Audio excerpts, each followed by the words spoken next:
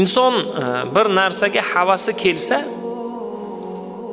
ya'ni bir narsaga uning nafsi jo'sh uradigan bo'lsa, Mashalloh la havla va la quvvata illa billah desin. Alloh istaganidek kuch va quvvat ham Allohnikidir desin. Agar bir narsadan qattiq ajablansa, bir chiroyli, bir bahaybat, o'zi orzu qilib bo'lmas narsani ko'rsa, bir narsalar deyaveradi inson. Dahshat deydi, yo deydi, bir narsalar deydi. Unday demasinda subhanalloh desin. Alloh nuqson va kamchiliklardan pok zot desin.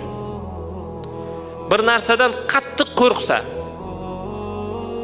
birdaniga bexosdan qo'rqsa yoki bir qo'rqinchli narsani ko'rib qolsa, insonni miyasi ozgina noto'g'ri yo'lga kirib, tilidan har xil narsalar chiqib ketadi. Darrov bir narsadan qo'rqqanida. Shunda astagfirulloh